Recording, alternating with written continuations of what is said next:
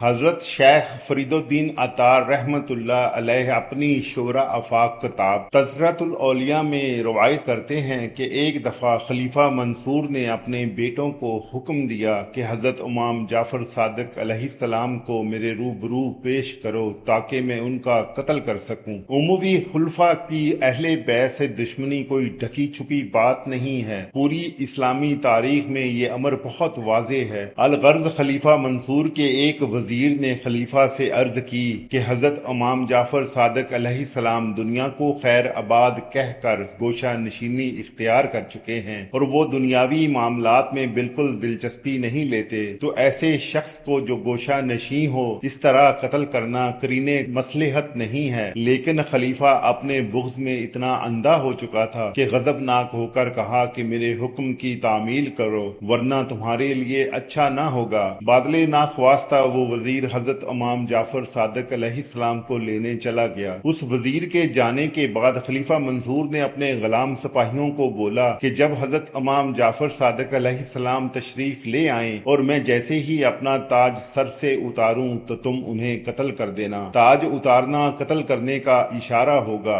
پھر خدا کا کرنا یہ ہوا کہ وہ وزیر خانوادہ رسول اللہ صلی اللہ علیہ وآلہ وسلم کے شہزادے کو لے کر خلیفہ منصور کے دربار میں پیش ہوا۔ خلیفہ منصور حضرت امام جعفر صادق علیہ السلام کے عظمت و جلال سے اس قدر متاثر ہوا کہ اپنے تخت سے اٹھ کر کھڑا ہو گیا۔ پھر آپ علیہ السلام کو تخت پر بٹھا کر احتراماً ہاتھ باندھے کھڑا ہو گیا اور آپ سے حاجات اور خدمات کے متعلق پوچھنے لگا کہ حضرت مجھے خدمت کا موقع فراہم کریں۔ حضرت امام جعفر صادق علیہ السلام نے خلیفہ منصور سے ارشاد فرمایا کہ میری سب سے اہم ضرورت اور حاجت یہ ہے کہ دوبارہ کبھی بھی مجھے دربار میں طلب نہ کیا جائے تاکہ میری عبادت و ریاضت میں خلل نہ ہو۔ پھر خلیفہ منصور نے آپ علیہ السلام کو بہت عزت و احترام سے رخصت کیا۔